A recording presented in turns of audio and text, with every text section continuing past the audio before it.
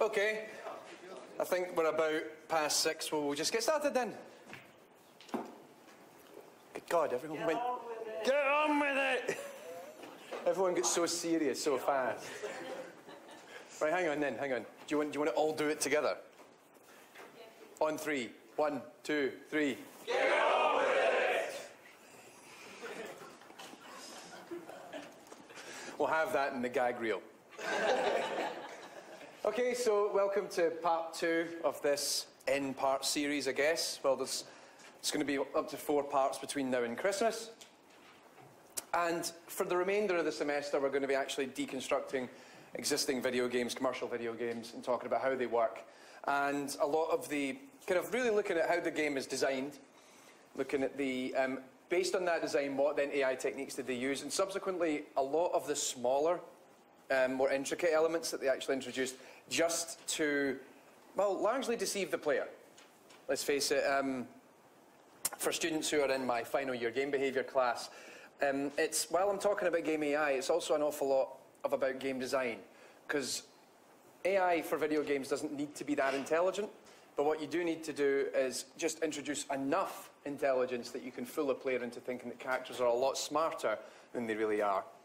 And in fact, in last week's class, I did briefly talk about some of the methods that are used for the Batman Arkham series, so now we're going to go into it a little bit more.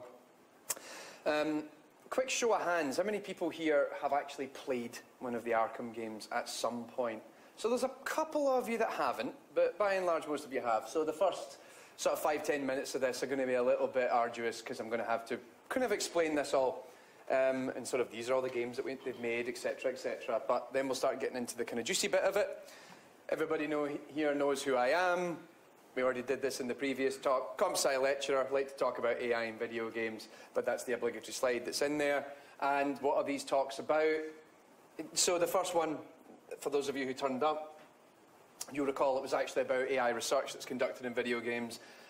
What people such as myself like to do as part of our research interests is developing algorithms and then using video games as benchmarks to assess how good they are.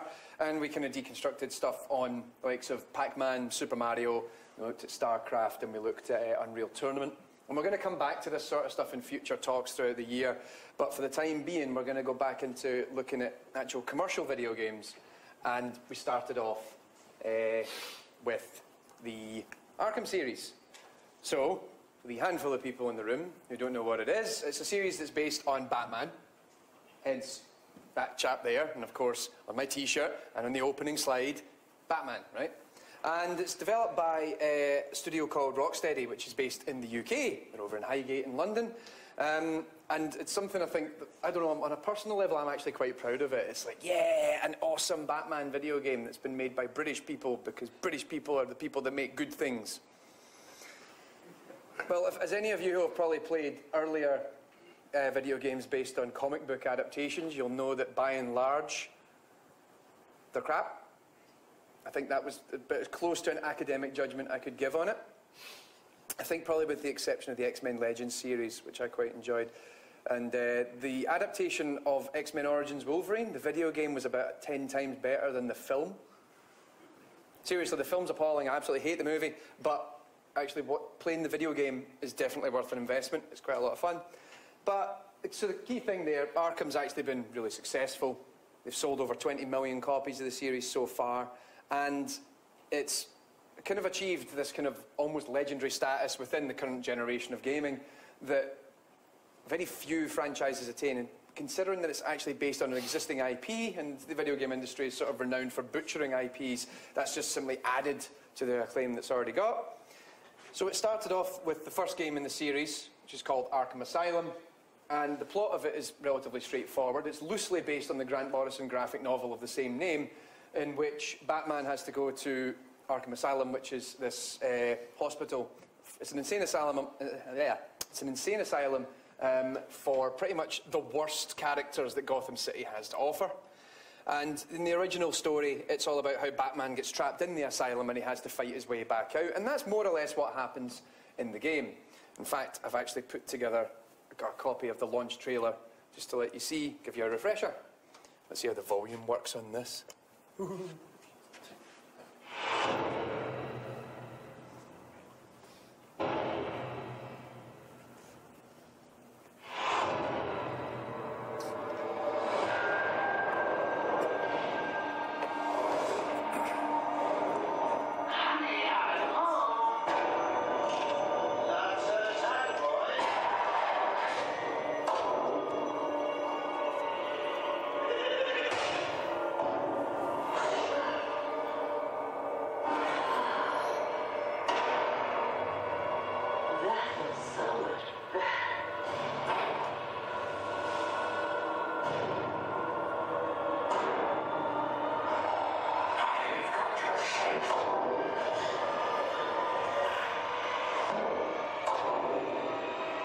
There's a pattern here.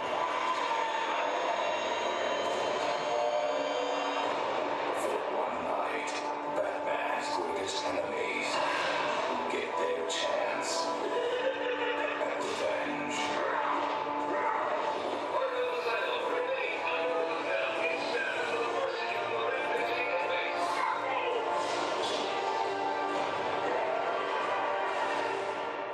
You didn't think it would be easy, did you?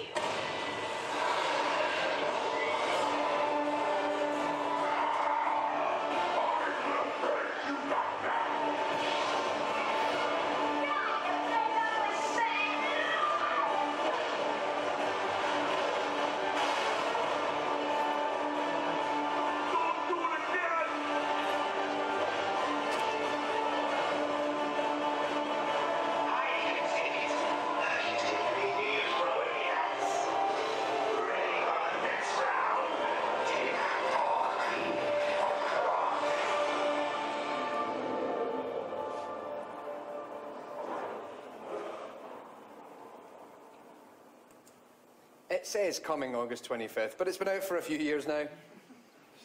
You can pretty much get it on Steam.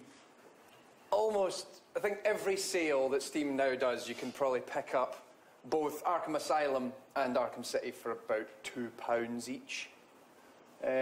So I suppose this is my moment to then say, if you don't own them already, please do so, because it's really worth it. It's actually well worth the investment. So that first one naturally was very successful. I'm a big fan of it. Completed the game 100%. I spent a ridiculous amount of time playing it. Also because some of us are old enough that we actually remember when Kevin Conroy, who's the voice of Batman in this, was also the voice of Batman in the animated series, and nobody's done it better since. Christian Bale. I can sound like a damaged Hoover and pretend I'm Batman, but you know what? No, that man adds character to it. So, moving on swiftly, and this is really... So I've already talked, we've kind of introduced Arkham Asylum. Arkham City is also the other game that we're going to talk about today. These are the two games I'm going to focus on. And Arkham City is more or less just in terms of narrative, it's a direct sequel to it. It's picking up a few months after Arkham Asylum finished. Because, well, the big problem is, spoiler alert, Arkham Asylum's sort of a bit of a mess afterwards. You can't really have all these supervillains fighting on one island by themselves and then just hope that you can just put a couple of, plasterboards over it and go, it'll be fine. They kind of make a bit of a mess of the place. So Arkham City's about what Gotham looks to do, or actually the mayor of Gotham introduces... He takes the Narrows, which is a whole segment of Gotham City, which is their slums, and turns it into a penitentiary. And says, actually, the biggest problem that we had was because we left them isolated on their own out there, and they then kidnapped all our guards and did horrible things to the staff and everything else. Instead, what we're going to do is we're going to leave them in their own area of the city with a massive wall around it and hope they all kill each other. Now, any of us who are old enough to remember John Carpenter's Escape from New York will realise, oh my God, that's actually the exact same plot. So in this case, Batman is quite adamant that something's awry here, something's not quite right, and gets himself thrown into Arkham City. And then subsequently finds out what's going on and actually begins to fight his way out. And in the spirit of things, I also got the launch trailer for that game too. I needed to pad this talk out somehow.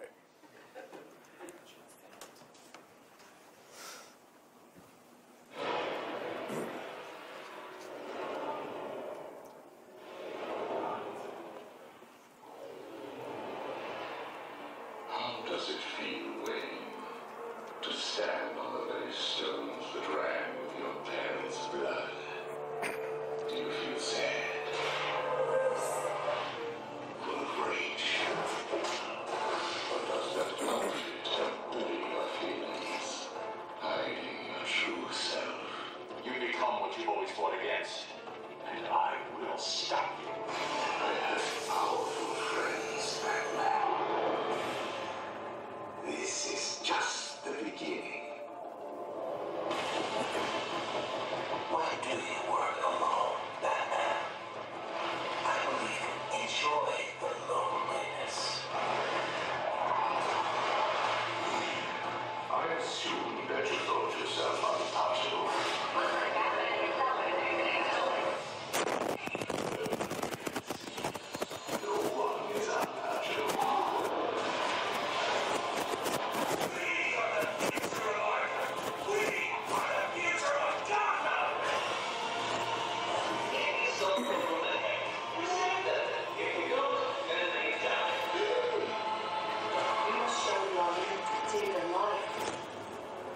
save the world. You cannot stop me. Soon I will command forces beyond your comprehension. Are you going to be a good boy? Keep up Nazi.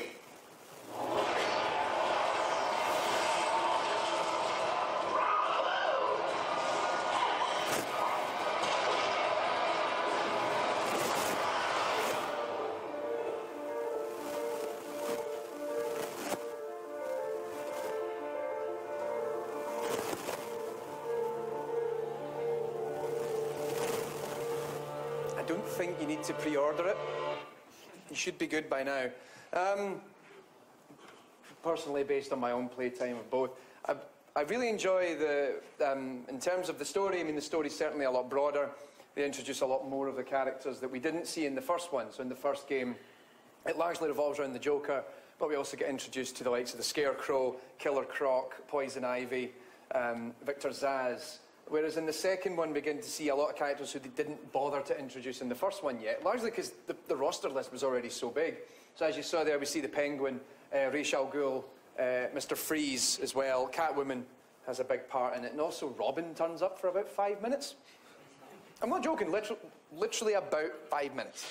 He comes in and he goes, "I want to help," and Batman says no. He's like, "All right." Doesn't come back, because they don't want it to be a two-player game. Personally, well, I enjoyed the fact that the map was larger because you've now actually got this whole district of Gotham to fly around in. I prefer the first one because I think the narrative was tighter.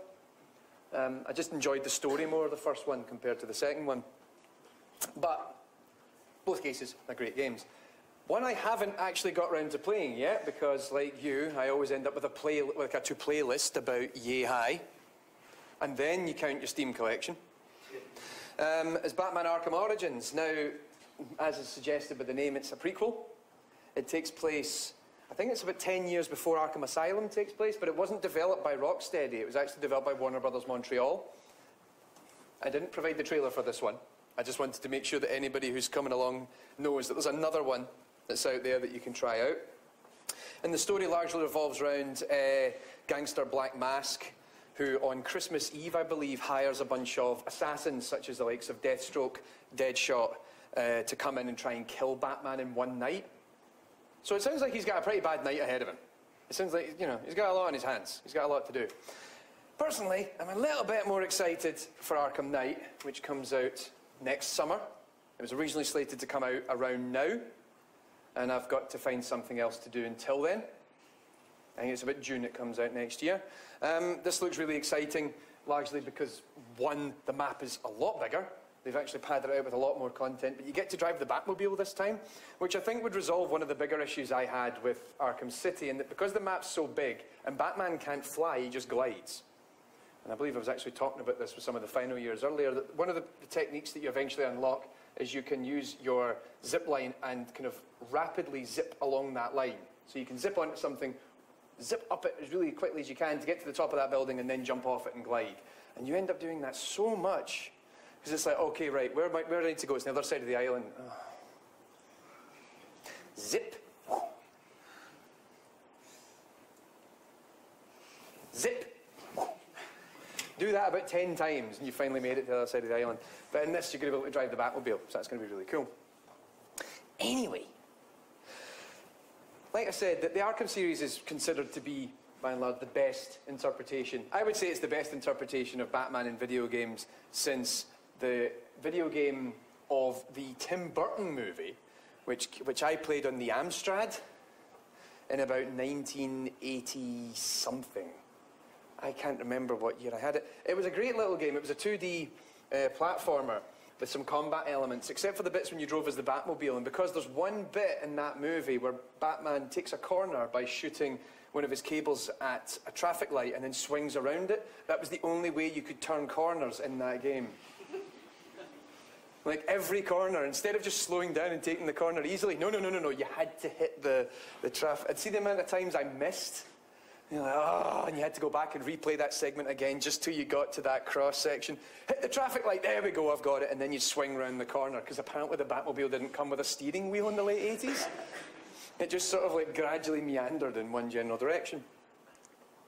So, there's a lot about, there's different elements of what they did in Batman Arkham that worked so well.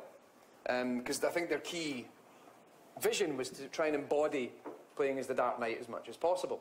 Because everyone kind of wants to be Batman on some primitive level. Or Batwoman, who is actually cooler, I would say, than Batman. And most of you don't know Batwoman exists. There's a Batgirl as well. There's so many of them. Considering he's meant to be a lone warrior, he actually has a cabal of about 20 people he hangs out with. There's like 6 Robins. Seriously, look it up.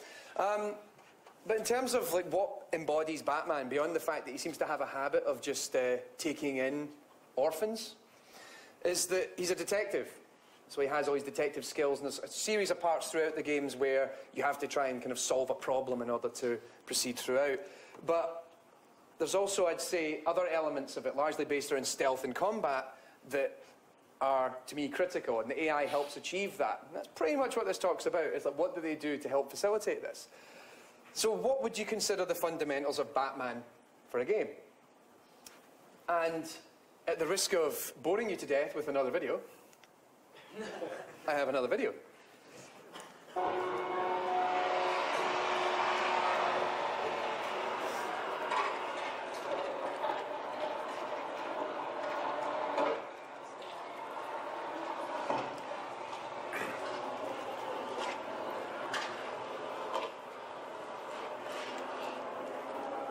Really? Continue.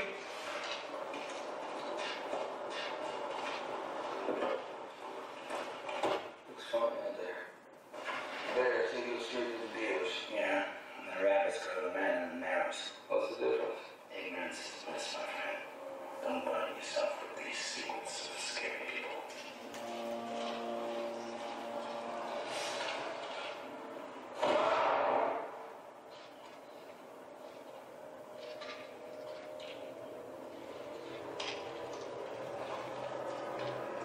Hey. Stacks.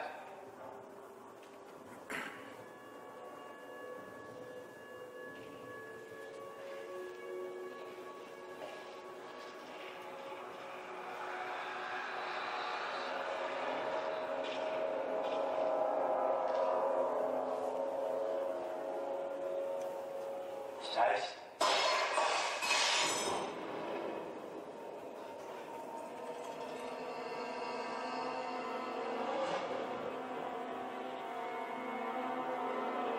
What?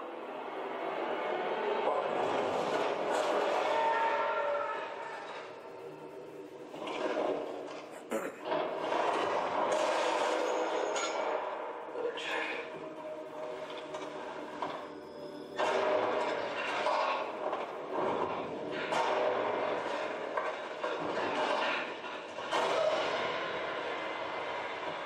There's a problem out here. You better bail.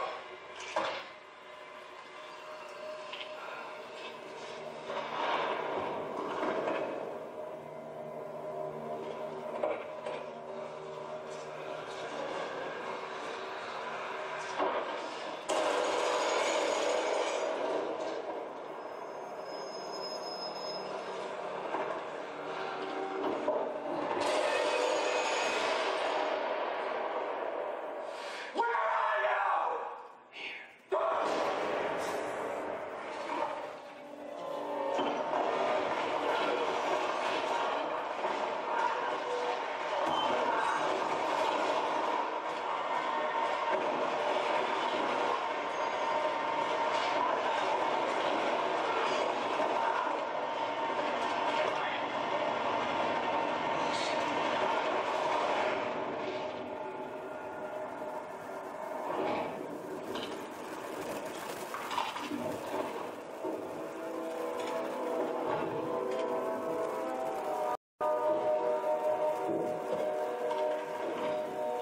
What the hell are you? I'm Batman.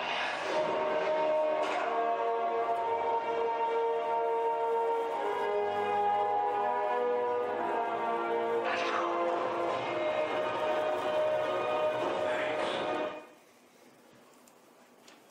So, for anybody who's never seen that before, I suppose that's a bit of a spoiler.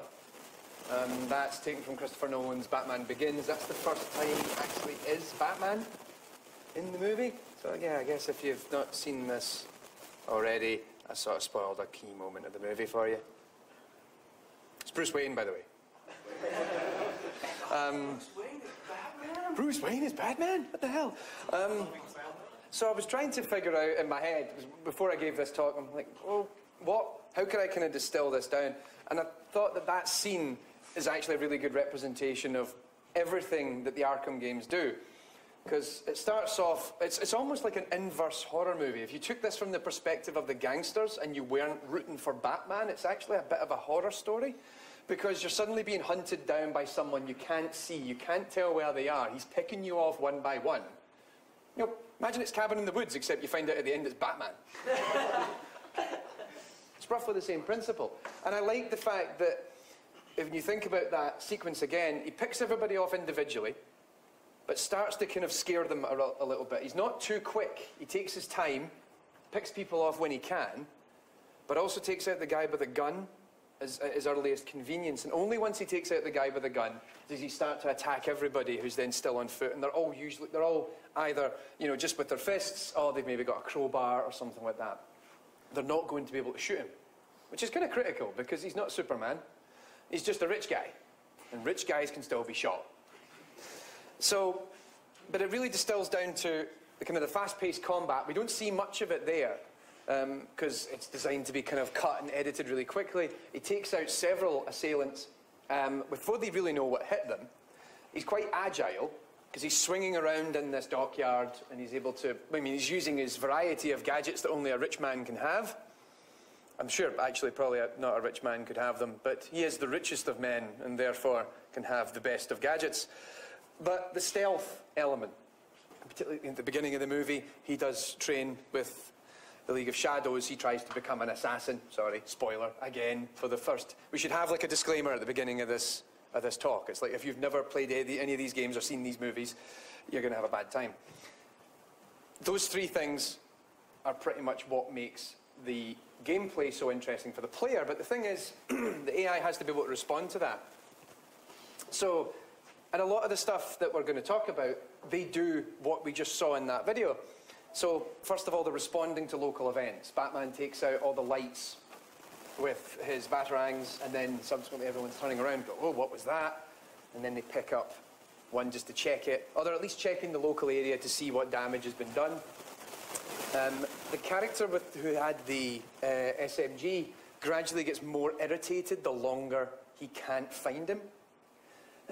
Excuse me, until the point where he then just gets really frustrated and yells, where are you? At which point it's the, here. Whew. But it's building up that tension. That guy's clearly getting more and more frustrated. I think he's actually quite worried about what's happening and trying to kind of act, you know, kind of tough in the face of adversity. But also we then saw that he fights several assailants at once, and then they have to be able to gang up on him and try and take him out. So to me, that was what it was all about. So we'll look at the two key things of how this works. So in combat, Batman will face multiple opponents at once. And the challenge is to maximize the flow of your combat moves. You're trying to build as big a combo as possible because that gives you score. Now, in the main story mode, that means that you actually unlock XP, which then leads to unlockables. You can actually acquire boosts for Batman. You unlock new moves, which can help make your life an awful lot easier. In the case of outside of the story mode, there is actually challenge maps. And you can do the challenge maps, and there's a score for like bronze, silver, gold. And you have to attain that certain amount of points in order to do that. So getting the bigger combos helps you an awful lot to achieve those particular targets. Now the thing is, sorry, the original prototypes of the game were built solely around the combat mode. Arkham Asylum was actually a rhythm game to begin with. Some people know this. It wasn't actually intended to be the game it came out with. It was a music rhythm game. And that's why anybody who subsequently plays the combat modes often says there's a kind of weird, almost rhythmic nature to this gameplay because that's originally what it was going to be. And this was all way back at prototype stage when Rocksteady were developing this. And they're like, oh yeah, it's going to be like a music game. You can't imagine everybody coming around the Saturday night and just, well, let's play Batman the Musical. They did a musical, did they not, like a couple of years ago? it looked horrendous because they were using all the costumes from the Joel Schumacher version. Now, I've actually cut together a little bit of footage from one of the first challenge maps. And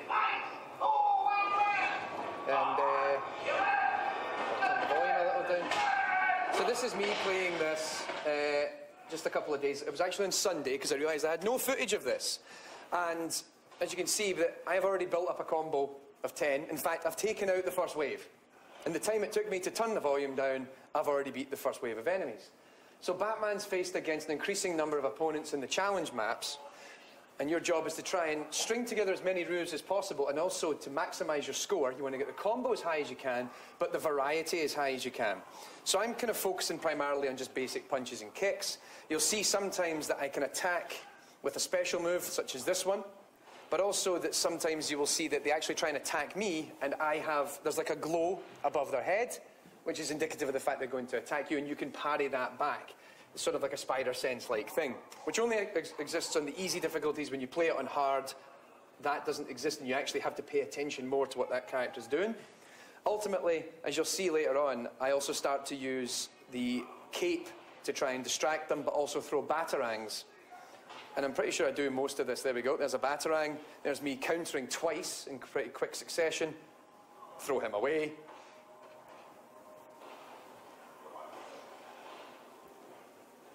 Now note that I'm kind of keeping them on the back foot, so they're having a little bit of difficulty fighting me, because this is the first challenge map, and I'm a little bit rusty. I haven't played in a while, but I still did all right, I think. But you'll note, and we'll do this soon, because we're going to have people come up and play this later on, there's patterns of behaviour that exist. They'll do certain things. Now note how one of them decides to run up and attack me. Not all of them at once. They seem to take turns. Which kind of makes a little bit of sense, because you don't want to end up with everybody being huddled around you. It becomes less of an attack and more like a big hug. Everybody hug Batman! And hope that he gets crushed under our body weight. That was quite good, actually. I was quite pleased with that. Here I disarm the guy and then kind of break his ankle. I've already attained my 3 stars. I'm quite happy. I finish it off by throwing him over and then doing a ground pound. Job's a good one. Didn't mean to junk punch the guy. That's just how the game worked out. But yeah, you can see here, like, I got the Dark Knight bonus and the Perfect Night bonus because I'm attaining large combos without losing the combo, but also I never got hit for that entire video, which, considering I was kind of sleepy and I hadn't played this game in ages, and I'm like, let's see how we do. I came away quite pleased with myself. So that's one key element of the game. The other part's the stealth element. Now, this is when the guards actually have guns. Like I said, Batman's got body armour, but he can only take so much punishment. Bearing in mind that particularly in the DC universe, he's probably one of the very few superheroes who doesn't actually have any powers. He's the Tony Stark of the DC universe. It's kind of weird now when you can describe Batman in Iron Man terms. Like 10 years ago, I tried to explain who Tony Stark is, and he's sort of like Bruce Wayne. But funny how the world works out. So in these segments, if you try and take people on directly, you're going to be dead very, very quickly. In fact, you can die in about 10 seconds if you're out in the open, because, well, even if there's just one character just taking fire, like firing upon you, but the thing is that they can also communicate to one another. They can say, oh, hey, I've found the bat. Multiple characters come in at the same time. They'll all shoot you. Yeah, you're a goner. So the goal is to essentially mimic what we saw in that Batman Begins footage, where you try and kill he doesn't kill them. Jesus. He's not the Punisher. He takes people out, but without being spotted. And then one of the cool things about this segment is you can begin to exploit the panic that exists in these characters to make them do silly things. And it's kind of funny what you can do to them. So I've put together a little bit of footage of the first challenge map as well that's based in stealth. Now, in order to attain the 3 stars, or 3 bats as it were, there's actually objectives. Sneaking up behind someone, exploding a wall, and taking someone out with a batarang.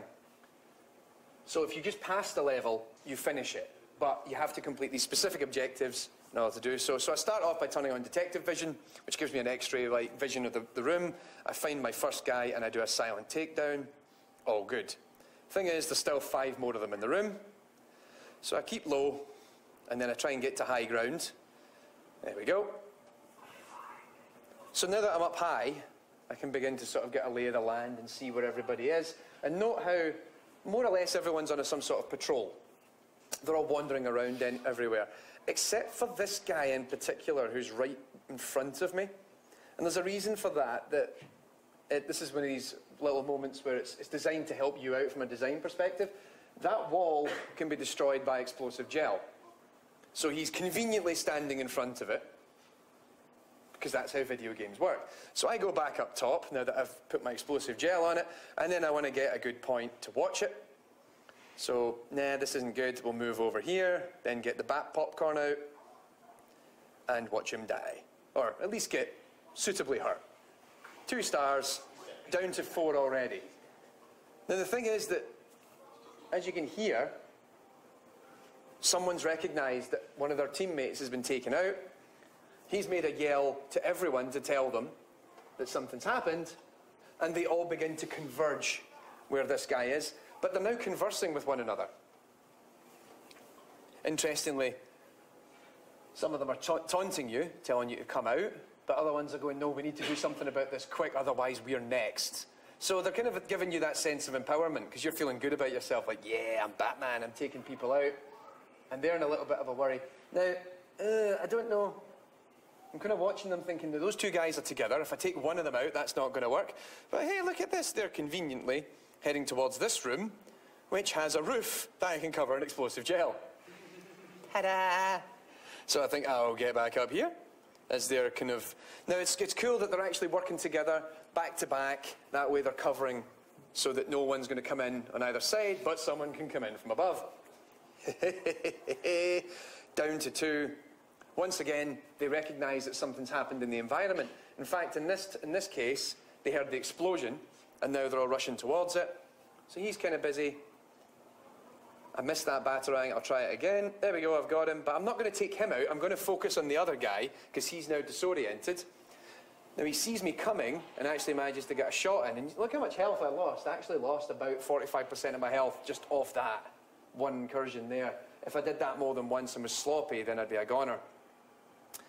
So, there he is again, and I'm determined to get my 3 stars. So there we go.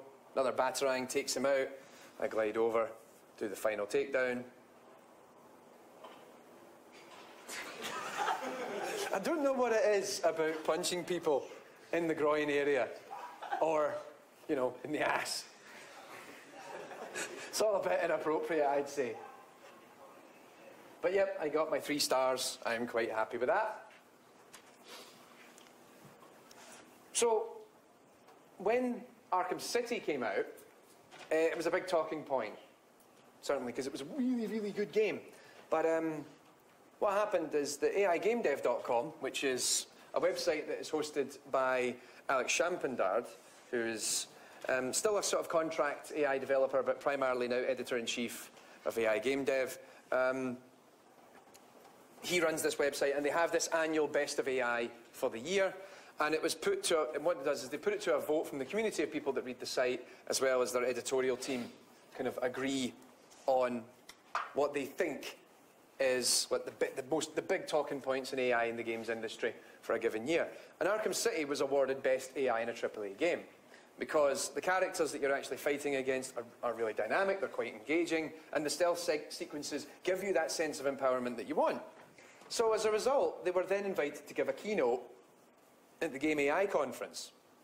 And the Game AI conference is also hosted by AI Game Dev, so they said, come along, give us a keynote, tell us how you did it. And, well, they went, and it was funny because when you actually watched the talk that was given, we're really grateful you invited us, but yeah, we just did it with finite state machines. Now, I realised to about 2/3 of the room that doesn't really mean anything, but particularly for those of you who actually do any kind of game AI work, people that work in the industry, it's like, oh, just finite state machines, that was it. Finite state machines. Oh. We thought it was something more epic. Particularly given that the industry has transitioned a little bit in recent years, they start to look at things such as behaviour trees, which are used in, for example, the Halo series. It's also been used in Metro. by and large, behaviour trees became quite prominent, but subsequently also planning systems, and planning systems are now used for the likes of fear on a kind of traditional strips-based planning, but also hierarchical task network planning, which has a lot of similarities to the likes of behaviour trees, and they're starting to be used a lot more in action games. Killzone 2 and 3 popularised it, as well as the Transformers series by Hyman Studios. So to hear that it was just finite state machines, everyone's like, oh, right, okay. Cool. Well, how did you do it, I guess? So I guess I better start with a little brief on what a finite state machine is, for people in the room who don't know what they are. Those of you who are final year should hopefully know by now. It's a simple mathematical model of computation. It's essentially an extension of the likes of the Turing machine. In fact, it's a simplification of the Turing machine. And the emphasis on a finite state machine is what is happening in a system versus how you actually achieve that. So if we can model what's happening at certain points in the system, we can then identify what events will trigger these changes in the system. So what we've got is we say, right, we're in a particular state in our machine, an event has happened, we can then achieve a transition. And that's like the simplest of finite state machines I can actually think of. You have some state A, and this can mean whatever, and an event happens that makes it transition from state A to state B, and it will stay in state B until another event occurs, which causes it to transition back to state A. One of the simplest ones I could think of, I'm going to come to it in a minute, would be in Pac-Man, because, you know, if we're going to do AI in games, everything just distills back to Pac-Man anyway. But finite state machines have been around for a while, and they're quite a powerful tool, because one of the interesting parts is you can sort of visually debug what your character's doing.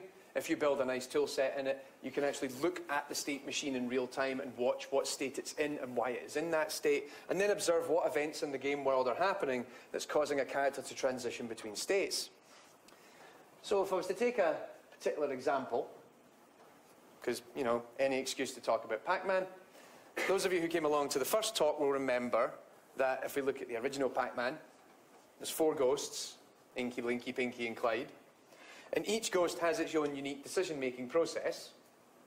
Now, I can't recall off the top of my head what they all are, but by and large, one will try and head directly to where you were, one will try and head in front of you, one will actually go to where one of the other ones has been.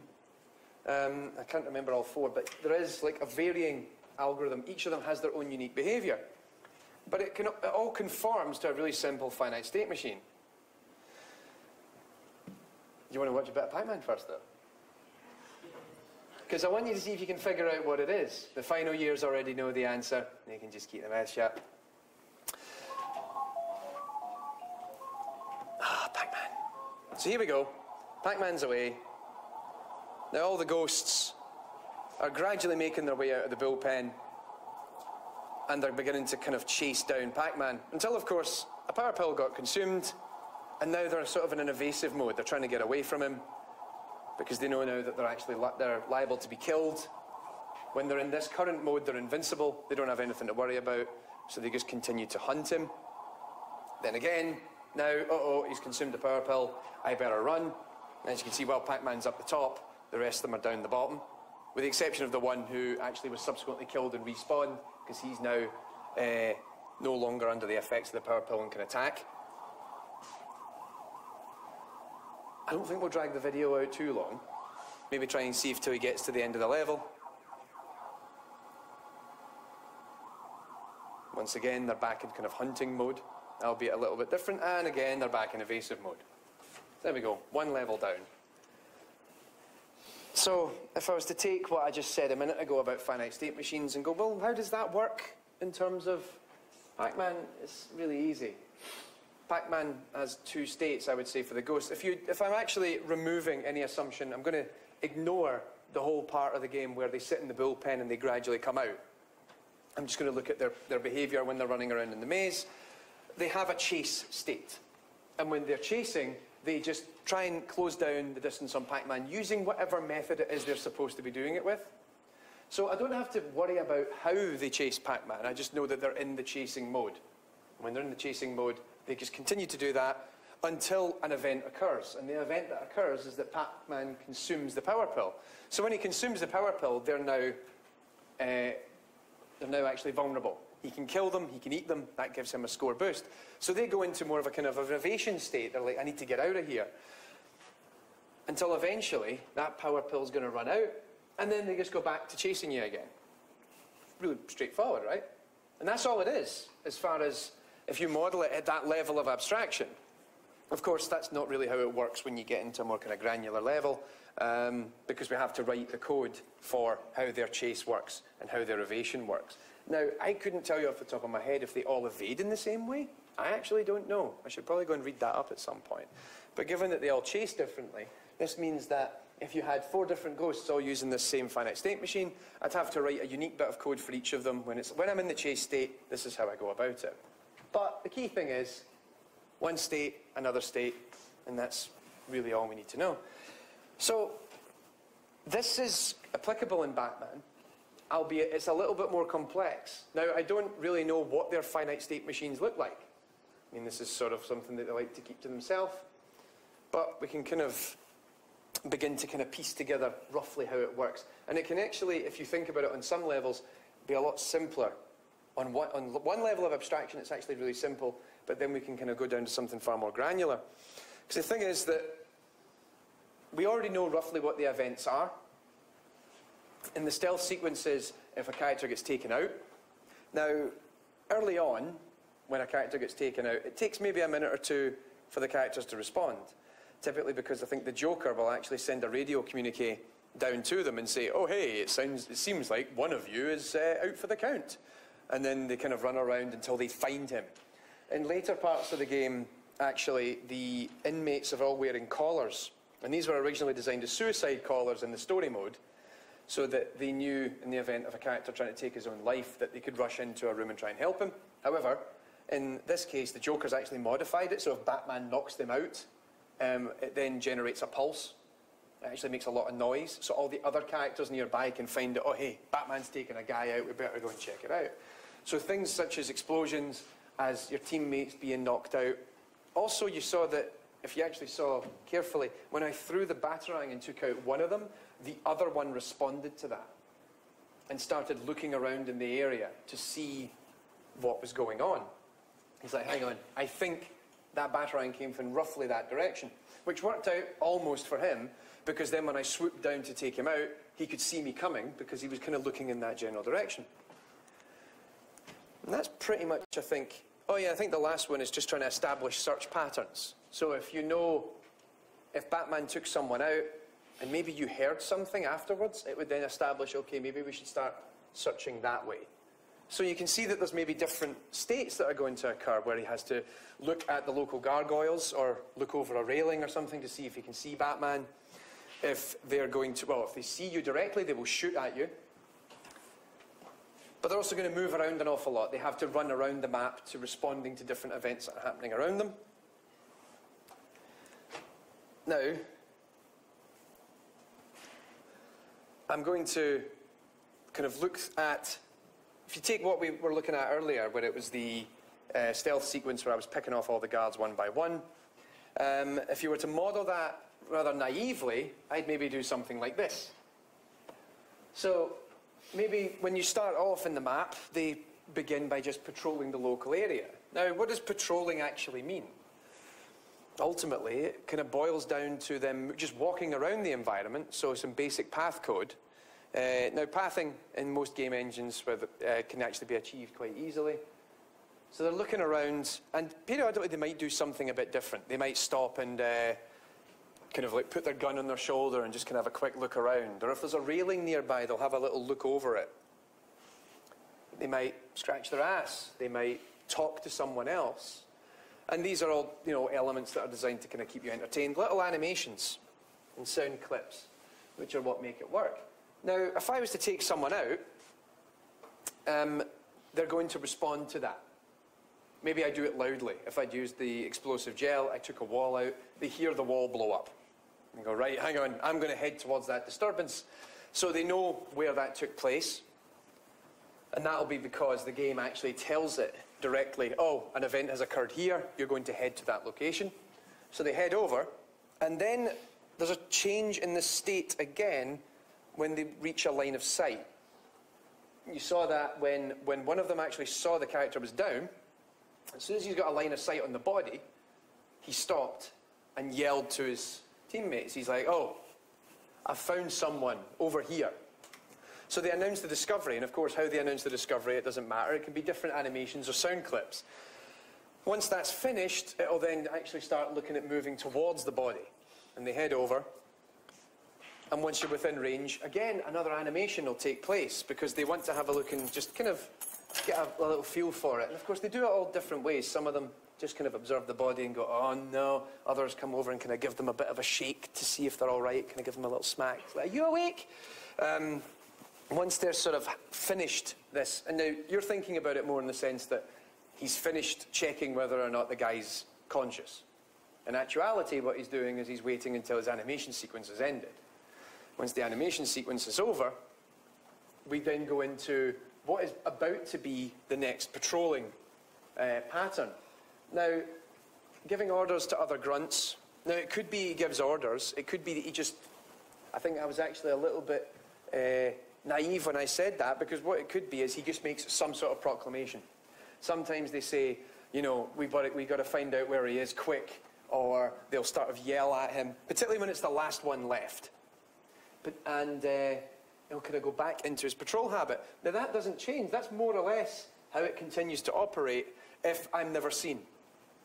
I can continually take people down, they'll go and check the body out, they'll do another little animation. But the thing is that how they do all these things can differ as the context begins to change throughout. So if I'm moving towards the disturbance, depending on where they are, they'll do it in a different way. Sometimes they'll just run along to it. Sometimes they jump over a railing. Sometimes they climb up a ladder. Sometimes they'll do things that were a little bit unexpected because you didn't think they would actually path that way. Oh, there's not a direct path here, but they can jump over this and kind of fall down a gap in order to get to where they want to go. They don't announce the discoveries in the same way. Different animations take place. Different sound cues take place. And particularly when you get to the likes of when they're giving orders to the other grunts, those change over time because the characters begin to get more and more edgy. They become more panicked. Because as they get taken out one by one, and there's less of them left in the map, you'll note actually that the last characters are delirious. They're freaking out because somewhere the Batman is watching. So when they're searching the local area, this state, or this part of the gameplay continues to change over time. First of all, where do they start patrolling? Naturally, they're going to start patrolling from around the body.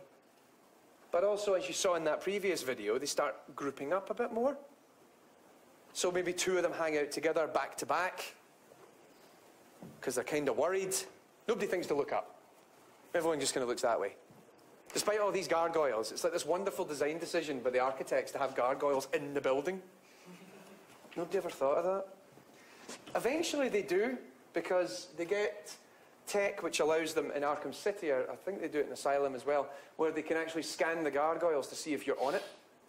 And as well, they begin to shoot the gargoyles, because they realise that that can be something that eliminates your range of options. But that's done while they're searching the local area. They'll be searching around. Every now and then they'll say something. And that's to help kind of give you, like that, again, that sense of empowerment when it's like they're freaking out a little bit and they say something to their buddy like, where the hell is he, man? I'm freaking out here. He's like, I don't know. It seems like a really bad idea right now. And you're going, hey. That was my Batman swoop. Needs a bit of work. But also when they get to the end, when it's the last guy left, he's prone to just firing randomly.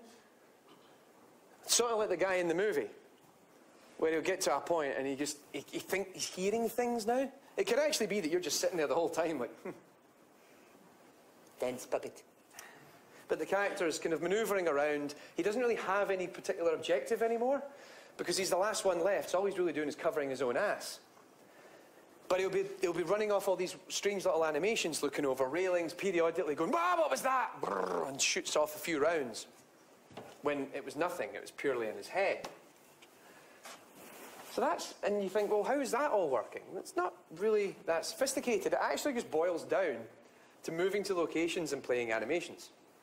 Now, I'm not saying that that's all the finite state machines are. The finite state machines, I would argue, are a lot more complex. But if you think about it on a more abstract level, and this is something you can do with finite state machines, is you can have finite state machines within finite state machines.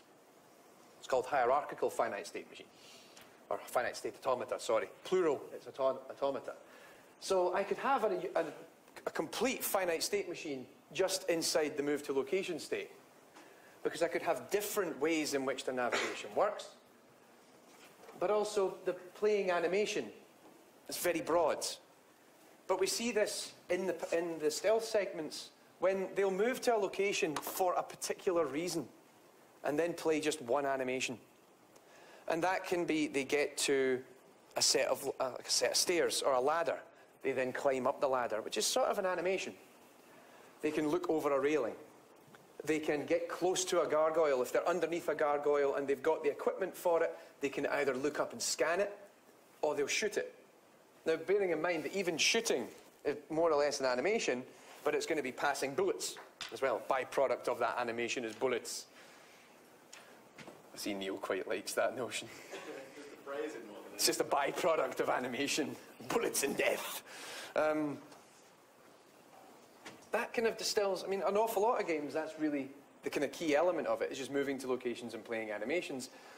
And for me, that was actually the big part of getting this to work, was they got the AI working, but you can only get so much from tweaking the behaviors. Now, the behaviors are quite rich, they're quite broad, but the thing, this is a video game we're dealing with. If you want to have characters that look exciting in a video game, well, the AI is not going to cut it unless there's some sort of visual or audio cue. Because it doesn't matter how intelligent something is, unless the player can see that it's intelligent, they assume that it is not. Pretty much, we're running on the assumption that if I see it do something intelligent, therefore it must be intelligent. And that's where a lot of smoke and mirrors in game design works. Because if you do things that kind of embellish the intelligence of the character, then you can begin to realize, actually, you think this thing's a lot smarter than it actually is.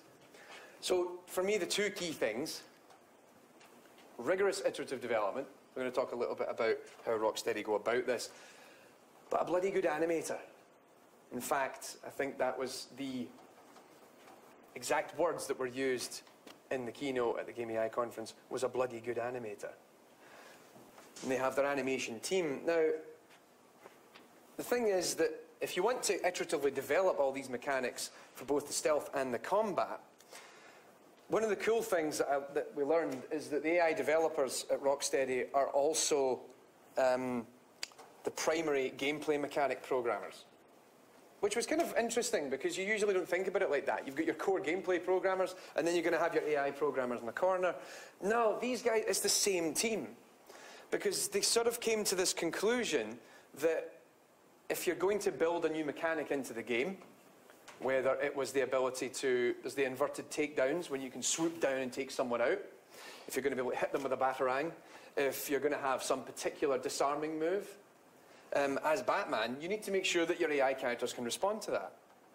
So the way that they perceived it was, any new gameplay mechanic that came in, they took responsibility for it, but also ensured that the AI could respond to it in kind, which was kind of interesting. In addition, typically when you're getting into kind of industry-level programming, you will have jobs that need done, and you assign these as sort of tickets amongst the team, and then people will be assigned towards dealing with that particular problem. Now, when they did it at Rocksteady, one programmer for any core gameplay mechanic had to be matched with one animator. In fact, their core AI programming team sit next to their animation team. They work together pretty much all the time, because they realized that, sure, it'll be great if the character's doing something intelligent, but we need to make sure from day one that the animators are on board, and we're not giving them like a bug list. Like, here's all these AI behaviors, and the animations look crap, go and fix it. In fact, what would happen is that the gameplay programmers, the AI programmers, would be given a copy of their animation, and then they would deliberately rig it bad. They would kind of rig it up just to show roughly what they wanted. They'd kind of hack into the animation and go, right, it kind of wants to do a bit of this and then a bit of that, just for them to prototype it. And the animator would sort of look at it and go, oh, God, Christ, right, hang on, give this to me. And they'd go and fix it up and actually turn it into something far nicer and kind of more polished. And that would be how they'd go around it. Now, the thing is that also one of the lead designers would also be responsible and would oversee each of these features. So they'd have somebody who's like overall game design, just to make sure that the idea that they're introducing wasn't going to break the build. Last thing you want to be doing is breaking the build. One AI programmer who would deal not only with the core mechanic for Batman himself, but how the AI would respond to it. And then the animator would make sure that whatever rough animation idea that he or she had discussed with the programmer would then be implemented on their end. Now, the cool thing about this was they were so good at it, they actually got to a point they could add and remove features of gameplay in a week. Now, you think about the scope and complexity of these games, you could add features in. Just, oh, you know what would be a really great idea? They could have a roughly animated, albeit not perfect, it would still need a bit of polish. They'd have it working in the build in a week. Now, by game development standards, that's really fast. That's frighteningly fast, actually. There's also, I think, 1 or 2 features that exist in Arkham City were actually built in Arkham Asylum within the last month of development, and they decided just for the sake of QA purposes they wouldn't ship it. If I remember right, in Arkham City there is a move where you can do a takedown on someone. So you saw I was doing takedowns when they were on the ground. I'm jumping. Remember, I was punching them in the crotch. The crotch punching. There was actually a move in Arkham City where, if I remember right, if you hit them with the cape to disorient them, you can then jump on their shoulders and smash them to the ground. They built that and they had it running in Arkham Asylum, and they only came up with it about a month before the game went gold. And they went, oh, this would be a really cool idea. No, you know what, let's just focus on getting the game out the door. That's how good they were, that they were still adding mechanics to the game, and then, we'll put it in the sequel. Which is, you know, I think maybe they were quite confident the game would go well, which, let's face it, it's a great game. But this is kind of the level of skill that they now had. And for them, this is one of their biggest things, is having, like, I think the expression was a shit-hot animation team. A great animation team, but also a great programming team that could work together. And particularly for those of you in final year who are kind of going to go off in a couple of months and start working with the art guys, tie down that animator as soon as you can and make it aware to them that, well, they're not so much your bitch, because it's supposed to be a cooperative thing. I realise I'm talking to programmers here. It is meant to be a cooperative thing, but starting this sort of thing off as early as possible. Get your animator involved on basic character animations as soon as you can, because they spent a tremendous amount of time and effort sort of refining this. Now, that wasn't it. I mean, it wasn't just, right, we've got a whole bunch of animations, we just kind of work together, we kind of hash out some of this. They also had to develop a series of kind of constraints or rules that will ensure it's all enjoyable to play. And that's where they were doing, because they were doing this kind of iterative development, they could test prototypes really, really quickly, and used to get a lot of people playing the game. Now, this can change, because we've seen the stealth segments, we've seen the combat segments. One of the things I didn't show were the boss segments, where you fight off against some of the bigger characters. In fact, that background image is where you fight Bane in Arkham Asylum, but also you end up fighting against characters such as Killer Croc. In Arkham City, you fight Bane again, but so he doesn't die or anything like that. But also people like Solomon Grundy. So these are all kind of big, heavy characters. And that actually largely revolved around getting internal playtesting on the go on their prototypes. And they would check to see what the strength or timing of individual moves were. So in the case of Bane, Bane not only has a very strong punch, I think about 3 punches and you're out on your basic health, but he charges at you, and the way to take him out is you throw a batarang at him while he's running, he gets disoriented, he runs into a wall, it gives you a small window from within which to attack him. They would continually refine the speed of that run, how hard his punches were, and how long he would be disoriented. Now that came from here, but also in the likes of Arkham City, Ra's al Ghul has some weird combat elements where there's very small windows of attack. They would repeatedly play this, and what they would do is, and I feel sorry for him because I'm going to say it, this would be like getting John Pledger to play a game. Now, for those of you who don't know who John Pledger is, he's the computer game modelling and animation program leader he's also not the best of gamers. And that was how they'd go about it. They'd find the poorest gamer on the team and get them to play the game, because they realised that a lot of the guys who were continually refining the mechanics, they weren't the people that should be playing it to test it. They give it to the poorest gamers in Rocksteady and said, right, you play it. I'm going to jump over here. Oh, no, I'm dead again. And I can't seem to hit him. Every time I try and do it, I screw it up. And they would use that as feedback. Now, of course, they had their QA team. They could ship it all out to Warner Brothers and ask them, OK, send it off to one of your QA teams. But they like to do it a lot internally, because they figured they could iron out a lot of the bugs before they put it in the hands of others. So they actually find the bigger, larger problems that exist in the game that probably they've missed. Particularly because, as I recall, it was stated, they would have a full prototype of the story from start to finish, probably with some of the cutscenes missing and some of the kind of key, like the actual game wouldn't be there, but you could play the game from start to finish in 6 months. After 6 months of development, they had the first build from start to end. Sure, it was missing pretty much everything that made it a game, but they were like, OK, now we can just start debugging and kind of beginning to refine the gameplay. But while that was all happening, you had the AI programmers and animators continually working on their own little prototypes, just making sure that all the features worked really, really well. Also, you want to constrain the AI to not make certain decisions. And that sounds a little bit weird, but as I've alluded to in my AI class, the thing about artificial intelligence in video games is you kind of want it to be a bit of an idiot, which kind of flies in the face of how AI works, right?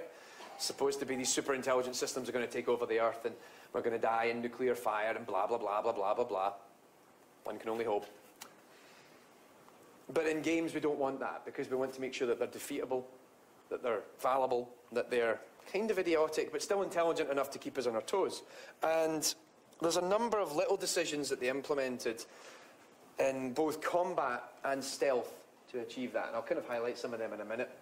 Talked already about the timing for boss attacks. So if we look at the combat mode, there was one really simple rule that they implemented in Arkham Asylum. Only one enemy can attack Batman at once.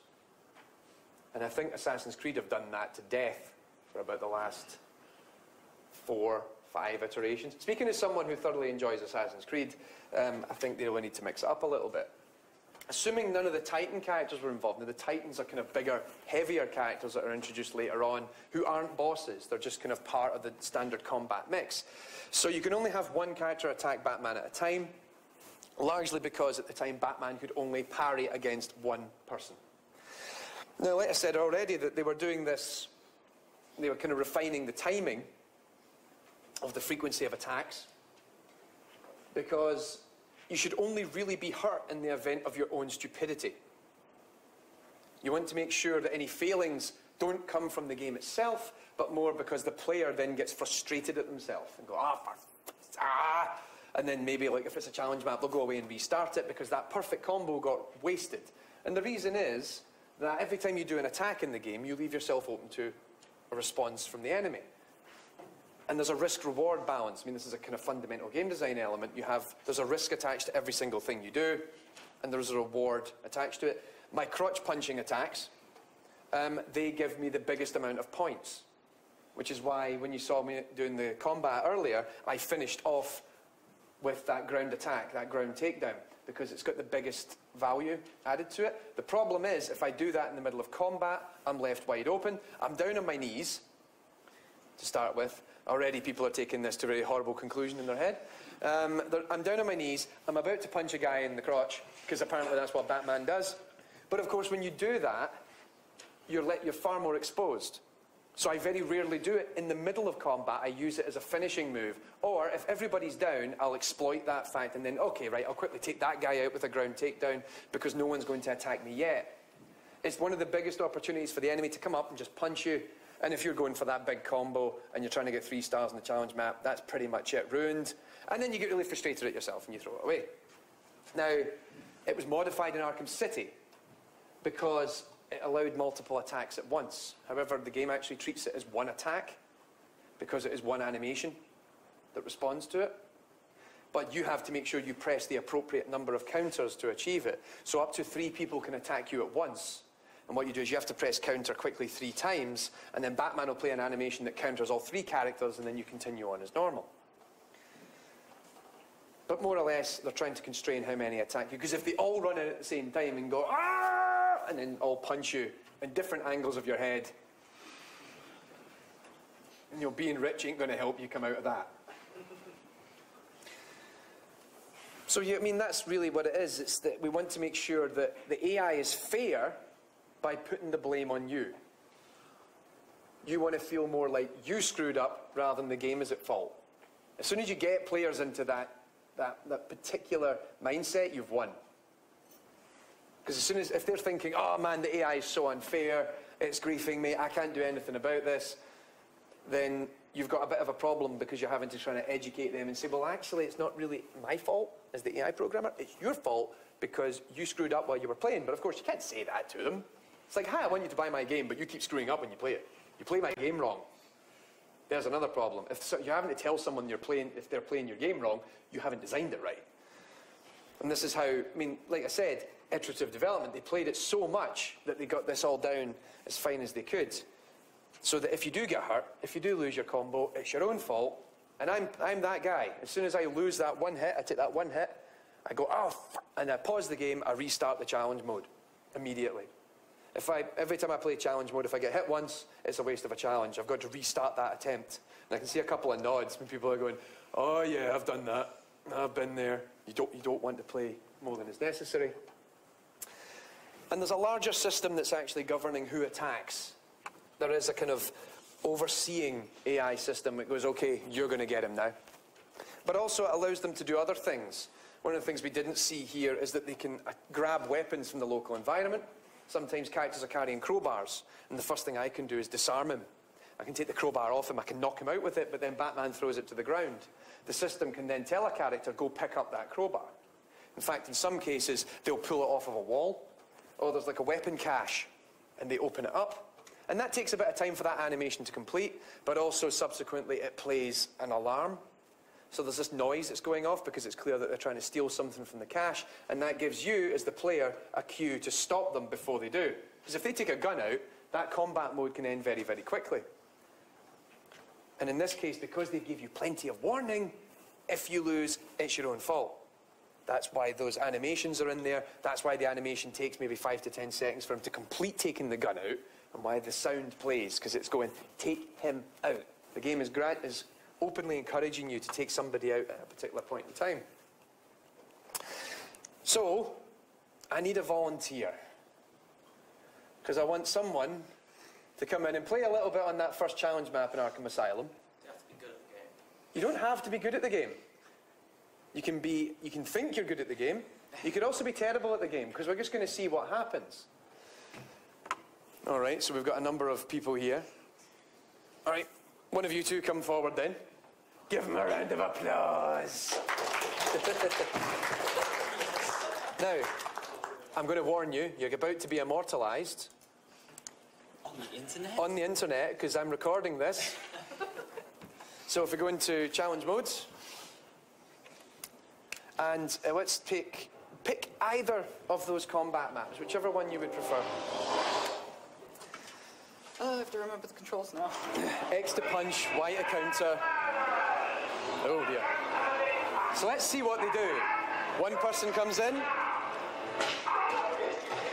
Oh, nicely done. He's out already. Again, one at a time, one at a time. You've got a bit of an opening now. You can begin to, oh, you've screwed that combo up. Restart, restart. No. So we're not going to see too much from them because it's one of the earlier challenge maps, but the most obvious thing is only one of them's going to attack him at every given point in time. So there we go. One attacks.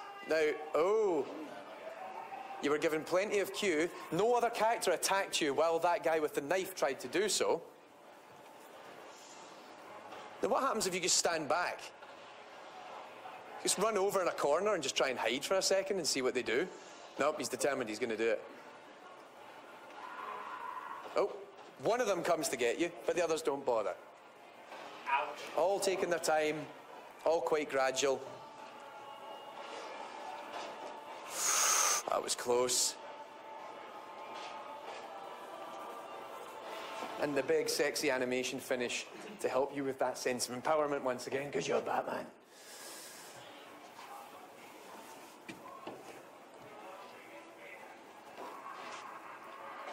Now look at this in the corner. One's now running to go and get the pipe off the wall, but it's left it open long enough for the attack to come in, and he's now been taken out. Easy. Oh! Uninstall. What do you want me to do? Set the machine on fire next? This is my home machine. Oh, have we even hit 1 star yet?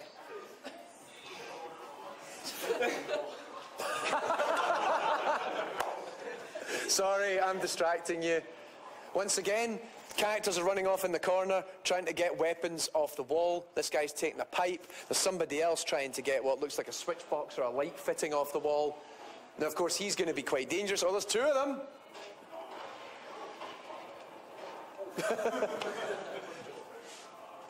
One attack at a time, always leaving you enough room to not make a mess of it.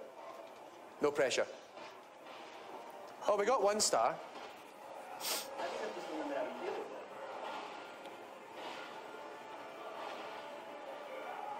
Counter the knife, don't you have to counter it like 3 times backwards?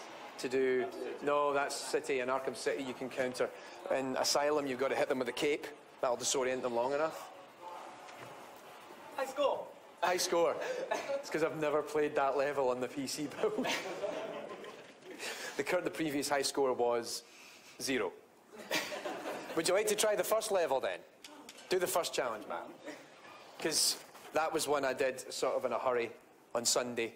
I'm pretty sure you can do better than me. So let's try it again. Once again, 1 character attacks, the other 2 stand back. Gradually taking their time. Oh. Oh.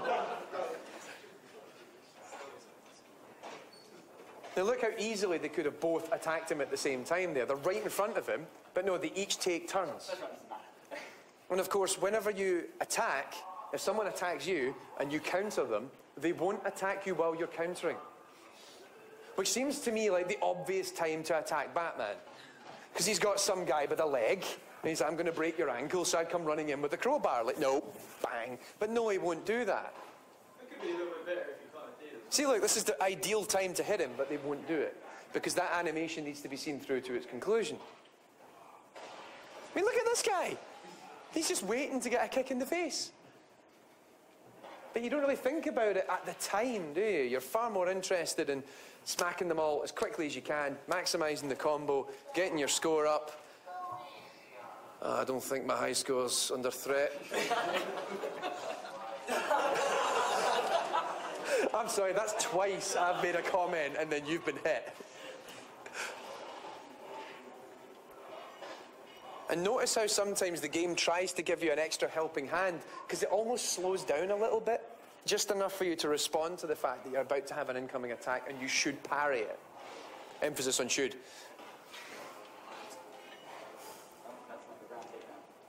That's the ground takedown. Now, the thing is, you were kind of lucky there because you'd just taken the previous guy out, but you were exposed. If everybody else was upstanding and you tried to do a ground takedown then, they probably would have hit you. I think you still need about 25,000 or something like that. I can't remember. Here we go. Big combo.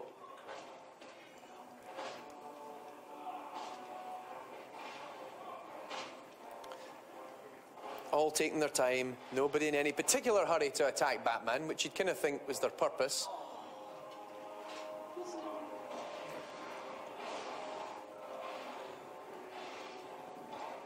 Oh. Easy. Oh no. There we go. There's the risk reward. You went for the ground takedown at the wrong time. You went for that ground takedown when he was right in front of you, and that's an ideal opportunity for him to attack.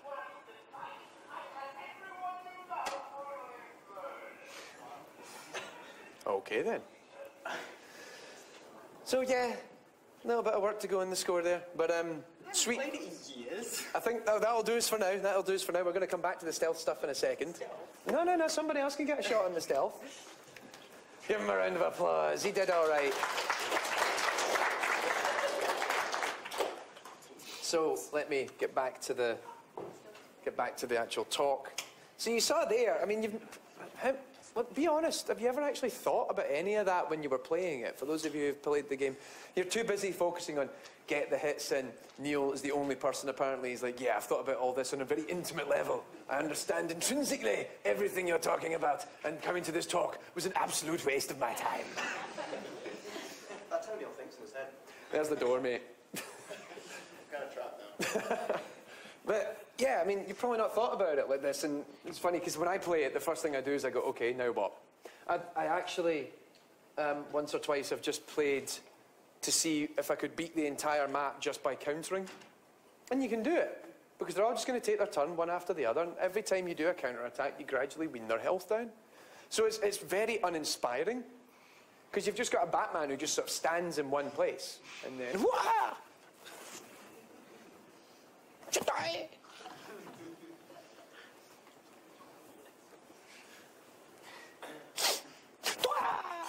And that's it, and you go, well, you know, that's not that exciting, but the AI is kind of distilled down to that point. So, of course, I mean, given this is the first challenge map, it's not that hard, particularly when you get to Arkham City, and it's a mob of about 40 attacking you at once. That's when it gets a little bit more interesting. So, looking at the stealth, you're pathfinding an awful lot. The characters are moving to different locations, and they're doing things along the way.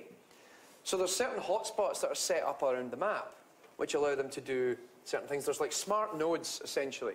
So if you think about your navigation, that there are nodes where you want to move around, there'll be particular nodes that it stops at, so it can do something interesting, like maybe look up at the gargoyle or something like that. Or actually in the map that we'll see in a minute, because there's multiple levels, sometimes what it will do is just peek over the edge.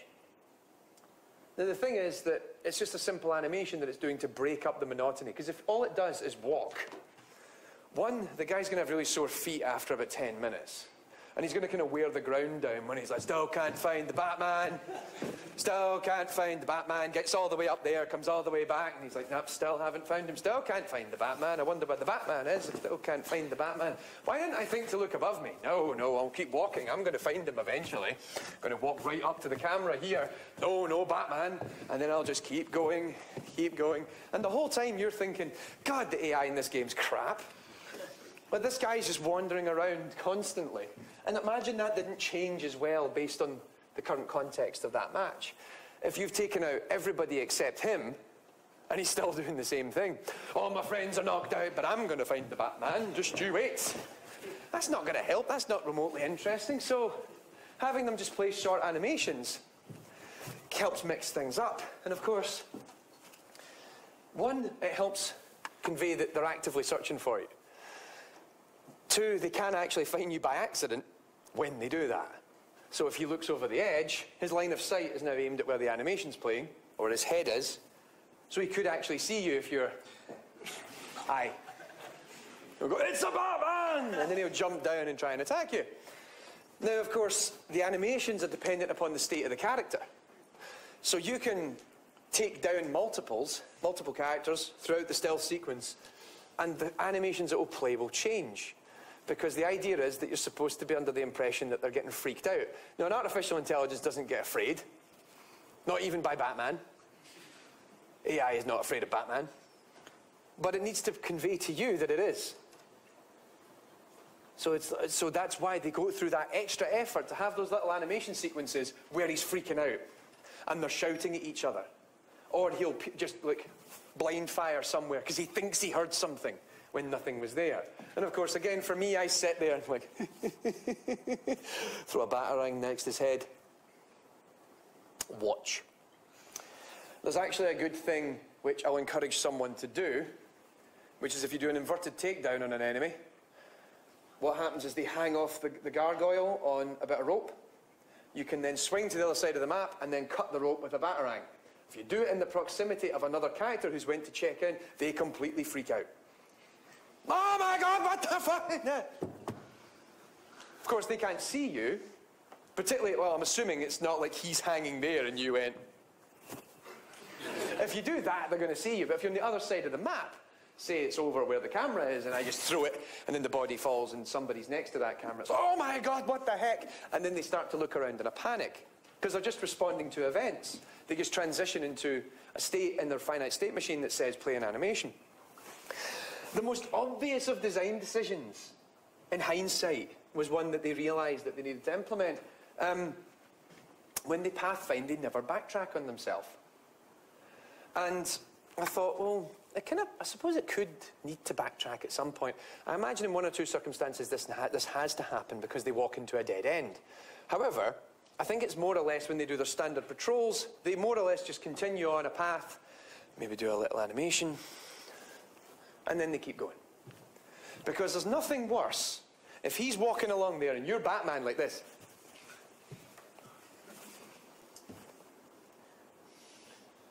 And he decides to go, you're like, oh shit. And the gun's there. I want to tell you a story about my parents. Funny, kind of ironic how this is all going to pan out, isn't it? So no, it doesn't do that. So with that in mind, actually, there's one other thing I forgot to tell you about, which is kind of cool. So I was saying how the characters each have their own unique state. And they get into a more delirious state. And you can observe this in the detective vision. Because, I'll get to this actually in a second, I forgot. In Arkham City, they had more stealth mechanics than were actually in the final build. And one of the reasons for that was they decided to trim it down. They had like so many of them in it that you would need to have a new tutorial every 5 minutes to explain all the mechanics. They'd implemented so many new ideas after Asylum. They're like, have you got any new ideas for the stealth? Have we? I got like, look at this, look at these, these are great ideas. And they had so many of them that they started to put into the build that the problem was that every 5 minutes, but like, you know, Oracle would have to come on and give you another tutorial on how to use another piece of backkit. It was getting to the point where it was like, you'd sort of imagine he had trouble sitting on the gargoyle because he's got like a sack of just like goodies with him. That utility belt had long since met capacity. Either that or the utility belt was now like that big. It was more like a utility, I don't know, corset. He had so many things. He looked like probably a character out of the 90s X-Men comics with just like pouches everywhere. So they realised that they had to trim some of that down, so they took a lot of them out. And they kept, by and large, I think there's only like a few new additions in City. But yeah, so this is the cool thing. The detective vision is actually a debugging tool that was in the original build of the game. Because what they were doing was they needed to make sure that all the characters were exhibiting the correct animations at certain points in time. And also that their pathing was in accordance with the current state, emotional state of the character. So you see this when you play in detective vision, that they go from uneasy to kind of in a panic, to sort of delirious. They're absolutely terrified because it's like, rich man in bat outfit coming to get me. That was a kind of a sudden transition between two states in my head there. I apologise. But what happened was they actually had the detective vision was a debugging tool. They could see where all the characters were, they could see where they were moving towards, and they could see what emotional state the character was in. When they actually played it in the production build, they realised it was a bit, they were like, oh, well, this is a bit boring now. All the cool stuff, which we could see where they were behind the walls and what emotional state they were in, has been taken out of the game. So then they had the idea, oh, we should make that a core mechanic. And that's where detective vision comes from. It's actually a debug tool that they polished up into being an actual functional element of the game's design, which is kind of funny because how many people actually play the Arkham games without turning off detective vision? Everyone seems to play Batman now as if it's some sort of like X-ray disco. It's great, I can see everything. Oh hey, look, there's a skeleton over there, there's a skeleton over there. It's like you know, Bruce Wayne's on like acid tabs or something like that. But and one of the harder things they discovered when they were working on Arkham City was trying to get people to turn it off. So they kept changing up some of the gameplay to force you to turn the detective vision off. So, with all that in mind... Sorry. I was really hoping on the assumption that the first person was all right, but... So we can have another volunteer who would like to try out that first stealth level. Come on up then. Let's do it. Another round of applause. Let's see. Oh, I left out recording the whole time while I've been talking. All right. So, you remember how to play? Not at all. Not at all. But I can bash. Oh, this will be great then. This will be great. There's more buttons and stuff, so So, it'll be great fun. Let's take our time. So it's the same stealth sequence that I showed you earlier. In hindsight, I'm beginning to realise that quick 10-minute video I threw together on Sunday has actually sort of set the bar for the evening. Don't punch the chairs. Okay, so if you click the left shoulder button, you'll go into detective vision. Let's see where everybody is. 6 armed hostiles. They're all above you. That's a wall. And your job is to try and take them all out. One with a silent takedown, one with a batarang, and one with the explosive gel. Now, right now, they're all just meandering around. Wow, the frame rate is really low there. So, there we go. If you want to turn the detective vision off for a second, just so we can see what we've got. So this guy's walking on the railings by himself. He's just minding his own business. There's 2 guys over here. Okay, go for the inverted takedown. Let's see what happens. Whoop.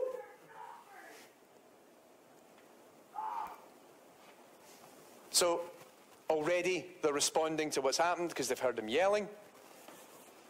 Batman does the smart thing and gets away to the point he almost comes back to where he started. So let's have a look at the body. Go and have a look at where he is. Okay, there we go. They're all kind of converging. They're talking with one another. They're now actually terrified of what's happening. We throw the batarang, we cut the rope. Oh. That was a bit of an anticlimax. But look at this now. They're all looking in my general direction because they're like, I'm sure it came from over there somewhere. Well, don't do that. Because now he's seen you. Yep, they can see you. Oh, they've lost you now. They've lost you. It's all right. So have a little scan. Put the detective vision on. We'll see where they are now. We get 3 up here in the high railings. Now note how they've all decided to spread out and they're going their own way. Now he's not going to move because you're supposed to take him out with the explosive gel. So you could do that without being spotted. Don't jump forwards. Press A and you'll drop down. There we go. But you can also see, actually we saw that there a second ago, we could actually assess their state. And we can see that the characters are getting a bit nervous. And that's going to have an impact upon what animations are playing. Press left on the D-pad. There you go.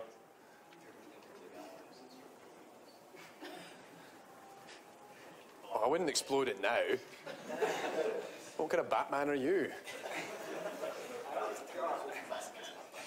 Well, just think. All right, now it's definitely going to blow up.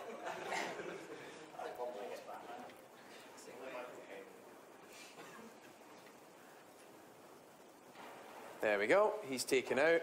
The body's fallen over. Spread out. Find him. They've heard the noise. They're now actually shouting that they need to find out what the source of the disturbance is. So they're now navigating.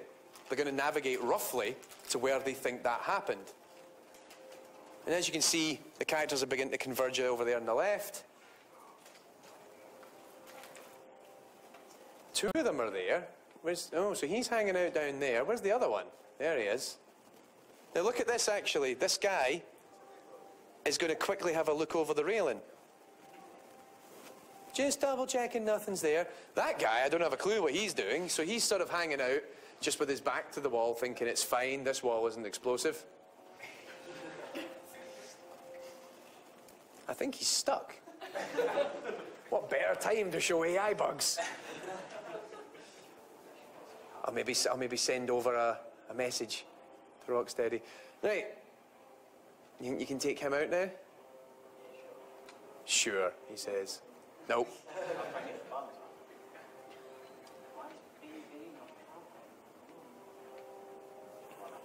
Oh, where's Y? Silent takedown.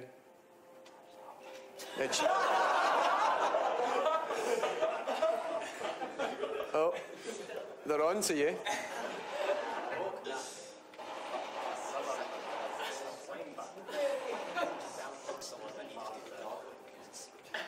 Yes. Dark Knight, super stealthy.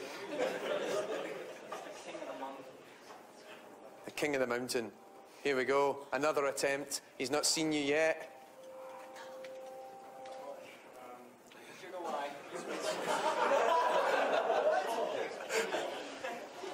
All right. Now, where's everybody else? There's still 3 left. I'm amazed that they didn't kill you already. You seem to be hanging around on the ground an awful lot, just like, I'm going to punch everybody. Who needs to worry about guns? I'm rich. It's all good. Uh-oh. Oh, yeah, so here we go. The glitchy guy, you can take him out. Oh, hang on.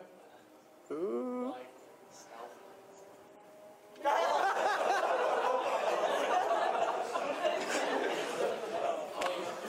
Oh, my God. Oh.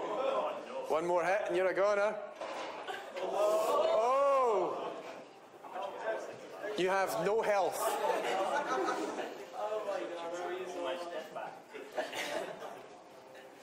Harsh language will take you down at this point. Bad breath.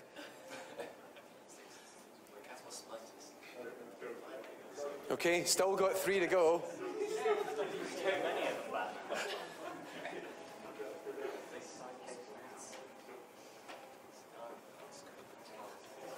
And they're all hanging out together.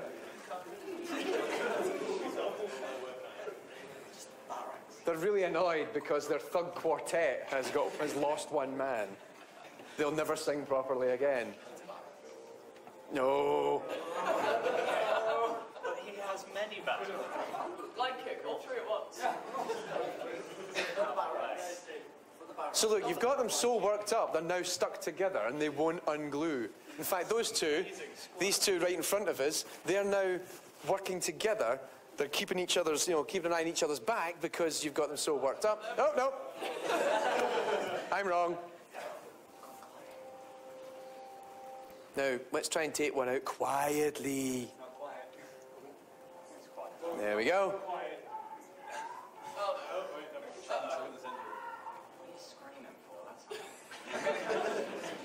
Yeah, people will scream usually when you pull them up into the rafters unexpectedly and keep you dangling on a wire.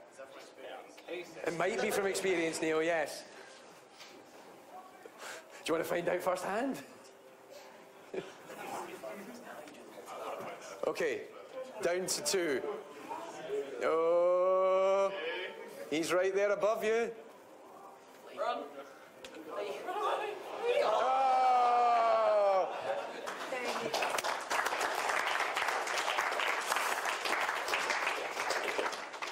Nice effort. Not stealth. Nice effort. Not stealthy enough. Would anybody else like an attempt? Oh, no, you already had a go. You already had a go. Brad? Yeah. Oh, go on then. Nobody applauds Brad. They're like, screw him. Shut up, Dale. All right. Now, apparently this guy's got skills. He was picking up his Batman Arkham skills earlier. Yeah, sorry, it's inverted. I don't understand people that don't use inverted. It's kind of weird. Okay, so you're going for a slightly different tactic. Sticking to the ground. Now, the thing is that they won't bother looking in those railings unless you give them cause to. Oh, here we go. Changing the options. We'll cut that out in the final print. Ooh.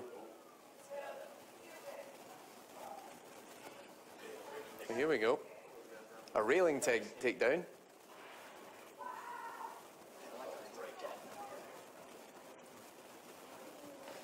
And And now we're going high. In just enough time to make sure that they pass by. But now, once again, a noise was made. They heard him scream. Everybody begins to converge roughly in that area.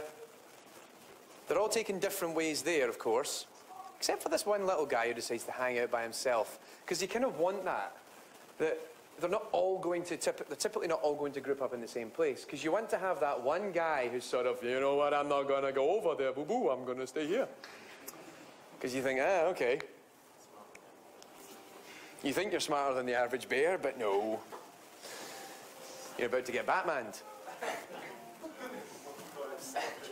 Oh, here we go. How many are we down to? 3 already. Good start. Oh, you should have put explosive gel on that wall, and then when they go to check the body, you can blow it up.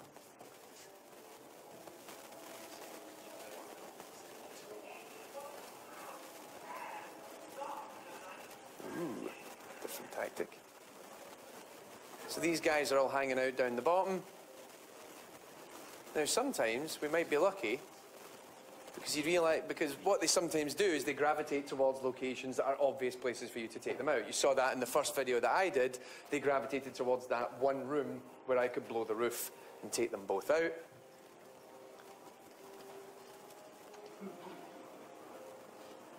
I don't have the sonic batarang, I'm afraid. Sonic Batarang is an add-on that you unlock later on, which then emits a pulse, and it allows you to make the characters go towards a particular location so you can lure them into traps. Oh dear.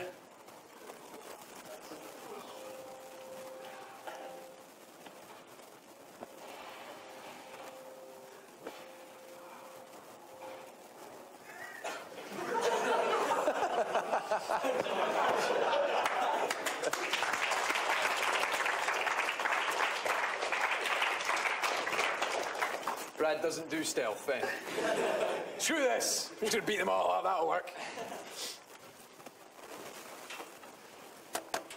So despite the fact that we had one particular character just decide to bug out on us in an earlier demo, you kind of see largely how it works.